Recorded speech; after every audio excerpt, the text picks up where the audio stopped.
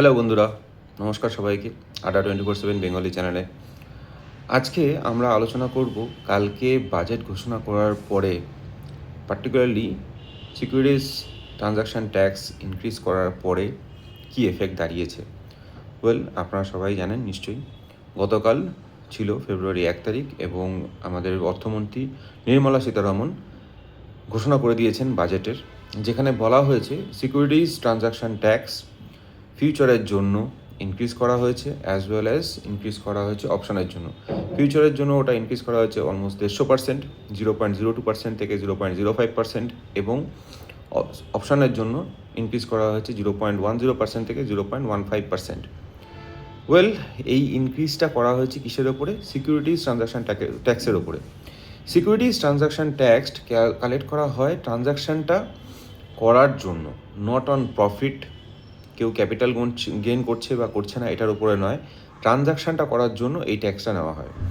এইটার জন্য গতকাল ফিউচার এবং অপশানে এইটা ইনক্রিজ করার জন্য অলমোস্ট 9.75 লাখ কোটি টাকার লস হয়েছে, বা এত টাকার অফ ওয়েলথ মার্কেট থেকে, শেয়ার মার্কেট থেকে ওয়াইপ আউট হয়েছে গতকাল।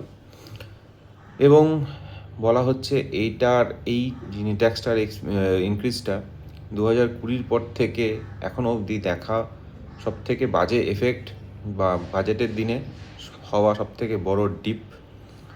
তো এই হচ্ছে আপডেট। অলমোস্ট 10 লাখ কোটি টাকা মার্কেট থেকে সরেছে।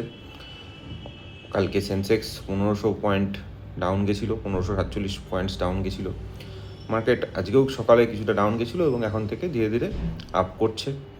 হাওয়েভার, গভর্নমেন্টের এই ট্যাক্স ইনক্রিজ করার লজিকটা হচ্ছে, তাদের র্যাশনালটা হচ্ছে যে স্পেকুলেটিভ ইনভেস্টমেন্টকে তারা কমাতে চাইছে, এবং এই ট্রানজাকশানের উপর থেকে এক্সপেক্ট করছে over the course of the time around 50,000 crore tax revenue generate হবে সেন্ট্রাল গভর্নমেন্টের জন্য।